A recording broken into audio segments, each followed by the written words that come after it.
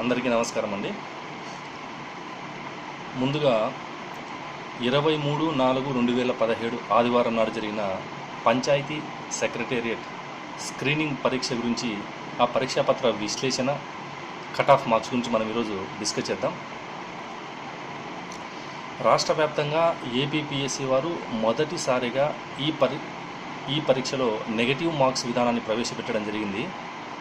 అయితే చాలా వరకు దాదాపు 50% విద్యార్థులకు ఏ ప్రశ్నాపత్రాలను ఒమిట్ చేయాలి, ఏ ప్రశ్నాపత్రాలను గెస్ చేసి ఆన్సర్స్ చేయాల్సి ఉంది అనే విషయంలో, ఇలాంటి అంశాల్లో ఒక 50% వరకు క్లారిటీ లేదని చెప్పచ్చు. ఇకపోతే ఈ పరీక్షాపత్ర విశ్లేషణలో ఈసారి ఎక్కువగా స్టేట్ బైఫర్గేషన్, విభజన సమస్యలు అని చెప్పి స్క్రీనింగ్ ఎగ్జామ్లో చాలా లోతైన ప్రశ్న స్థాయి అడిగారని చెప్పవచ్చు. అదేవిధంగా ప్రభుత్వ పథకాలు కూడా ఇన్డెప్త్గా ఉన్నాయని చెప్పొచ్చు. కరెంట్ అఫైర్స్ అనే అంశాలు కూడా ఇన్డెప్త్గా ఉన్నాయని చెప్పొచ్చు. ఇలా పోతే చాలా పారామీటర్స్లో గతంలో రాసిన గ్రూప్ 2 ఎగ్జామ్లో ఎవరైతే 100 మార్కుల కంటే ఎక్కువగా సాధించారో వారు కూడా ఈ పరీక్షలో నెగిటివ్ మార్క్స్ ఉన్నాయి కాబట్టి 70-80 మార్కులు కూడా స్కోర్ సాధించలేకపోయారు. సో ఈ విషయాన్ని బేస్ చేసుకొని ప్రశ్న పత్రం అనేది ఎంత కఠినంగా ఉంది, ఎంతవరకు ఈ అంశాల స్థాయి అనేది ఎంతవరకు ఉందో మనం గెస్ చేయొచ్చు. గడిచిన ప్రశ్నాపత్రాల స్థాయిని పరిశీలిస్తే దాదాపు ఒక 10 సంవత్సరాల వరకు కూడా దాదాపు ఇలాంటి ప్రశ్నాపత్రం అయితే రాలేదని చెప్పొచ్చు. ఎందుకంటే ఏపీపీఎస్సీ వారు నిర్వహించే పరీక్షా పత్రాల స్థాయి, వాటి పరిధి అనేది చాలా వరకు పెరుగుతూ ఉంది.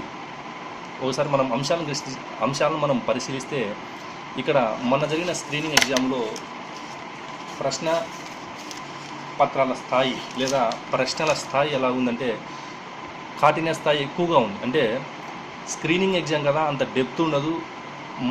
అంటే గతంలో రాసిన గ్రూప్ 2 ఎగ్జామ్ ఏదైతే ఉందో ఆ అంశాలను బేస్ చేసుకొని, సో అంశాల స్థాయి అనేది అంత డెప్త్గా ఉండదు అని చెప్పి అభ్యర్థులు చాలా వరకు ప్రిపేర్ కావడం జరిగింది.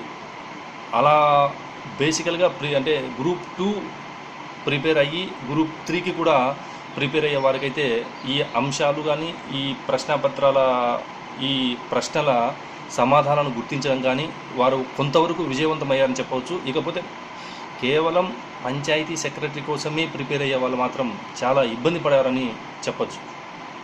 ఎందుకంటే మొదటిసారి ఈ పరీక్షకు ప్రిపేర్ అయ్యే వాళ్ళు మెయిన్స్ ఎగ్జామ్ జూలై 2nd వీక్లో ఉంది కాబట్టి ఈ పరీక్ష గ్రూప్ 2ను బేస్ చేసుకొని ఒక వరకు, అంటే అంశాల స్థాయి ఇంత లోతుగా ఉండదు అని చెప్పేసి అభ్యర్థులు ప్రిపేర్ కావడం జరిగింది. బట్ ఆ విధంగా ప్రిపేర్ అయ్యే వాళ్ళు కొద్దిగా చాలా వరకు రిస్క్లో, డేంజర్ జోన్లో, ఫ్యాక్టర్లో ఉన్నారని చెప్పొచ్చు.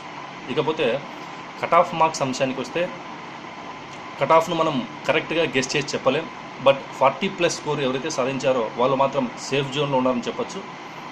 అయితే ఇందులో ఇంకొక విషయం ఏంటంటే, ఈ కట్ ఆఫ్ అనేది డిస్టిక్ వారీగానా లేదంటే స్టేట్ వారీగా, అంటే గతంలో గ్రూప్ 2లో ఇచ్చిన విధంగానా లేదంటే డిస్టిక్ వైజా అనేది కొద్దిగా క్లారిటీగా తెలియాల్సిన అవసరం ఉంది. బట్ ఆ విధంగా డిస్టిక్ వైజ్ అయితే కొన్ని డిస్టిక్లలో మాత్రం ఈ కట్ ఆఫ్ అనేది పెరిగే అవకాశం ఉంది. బట్ బహుశా మొత్తానికైతే స్టేట్ వైడ్ మనకందిన ప్రాథమిక సమాచారం ప్రకారం అయితే ఒక 40+ స్కోర్ సాధిస్తే మాత్రం ఈ పరీక్షకు ఎలిజిబుల్ అవుతారు. బట్ ఇంకొక విన్నపం ఏంటంటే, వ్యూయర్స్కు ఎవరైతే పంచాయతీ సెక్రటరీ పోస్టు కొట్టాలి అని చాలా సీరియస్గా ప్రిపేర్ అయ్యే విద్యార్థులు మాత్రం సావధానంగా ఇప్పటి నుంచి మెయిన్స్కు మాత్రం అన్ని అంశాల మీద సమగ్రమైన పరిశీలన చేసి, ముఖ్యంగా ఆంధ్రప్రదేశ్ భౌగోళిక అంశాలు, ఆంధ్రప్రదేశ్ ప్రభుత్వ పథకాలను, తర్వాత జియోగ్రఫికల్ పరంగా కానీ లేదంటే హిస్టరీ పెద్దగా అవసరం లేదు, ఏపీ బైఫర్గేషన్కు సంబంధించి ఇప్పుడు అడిగిన ప్రశ్నల స్థాయి చాలా వరకు డెప్త్గా ఉంది. సో వీటన్నిటి మీద సమగ్రమైన అవగాహన. ఇంకొకటి ఏంటంటే, ఇప్పుడు అడిగిన స్క్రీనింగ్ ఎగ్జామ్లో రూరల్ డెవలప్మెంట్ గురించి చాలా తక్కువగా అడిగారు. స్థానిక సంస్థల గురించి కమిటీలు, తర్వాత వీటికి సంబంధించి కూడా ఈ స్క్రీనింగ్ ఎగ్జామ్లో చాలా తక్కువగా అడగడం జరిగింది. సో కాబట్టి మెయిన్స్ మనం పోస్టు కొట్టాలి అని ఎవరైతే విద్యార్థులు భావిస్తున్నారో వారు మాత్రం ఒక సమగ్రమైన పరిశీలనతోటి, ఒక సమగ్రమైన అవగాహనతోటి క్లుప్తంగా టయాన్ని వేస్ట్ చేసుకోకుండా సో మనం ఇప్పుడు దాదాపు ఒక 60-75 రోజుల వరకు మనకు టైం ఉంది. సో ఈ టైంని చాలా ప్రెస్టీజియస్ టైం. ఈ టైంని మనం క్యాచ్ చేసుకుని ఒక అవగాహనతోటి చదివితే కానీ, ఎందుకంటే గతంలో ఏపీపీఎస్సీ నిర్వహించిన పరీక్షలకు ఇప్పుడు ఏపీపీఎస్సీ నిర్వహించిన పరీక్షలకు దాదాపు చాలా రెట్లు వేరియేషన్స్ ఉన్నాయి. కాబట్టి ప్రశ్నల స్థాయి ఏ మూల నుంచి వస్తుంది, ఏ స్థాయి వస్తుంది, ఎవరు విద్యార్థులు పోటీ పడుతున్నారు అనే ఈ అన్ని అంశాలు, తదితర అంశాలన్నీ బేస్ చేసుకుంటే సో పోస్ట్ సాధించడము అనేది, అవగాహన అనేది ముఖ్యం. హార్డ్ వర్క్ కాదు, స్మార్ట్ వర్క్ ముఖ్యం. ఏ విధంగా ప్రిపేర్ అవ్వాలనేది ముఖ్యం.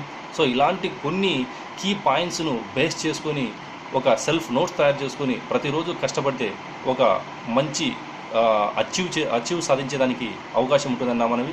సో అందరికీ నమస్కారం. మెయిన్స్ పరీక్షలు రాసే విద్యార్థులు మాత్రం అందరూ కూడా ఆల్ ది బెస్ట్, సక్సెస్ సాధిస్తారు. మీరైతే చాలా కాన్ఫిడెంట్గా ఉండండి. ఎవరైతే 40+ స్కోర్ సాధించారో మీరు మాత్రం ఇప్పటి నుంచి పూర్తి స్థాయి, అంటే కొన్ని డిస్టిక్ల వరకు అయితే చెప్పలేం కానీ మిగతా చాలా వరకు డిస్టిక్లో 40+ లేదా 50 స్కోర్ సాధించే వారు మాత్రం మెయిన్స్ బాగా ప్రిపేర్ అవ్వచ్చు. సో ఆల్ ది బెస్ట్, బాగా ప్రిపేర్ కావాలి.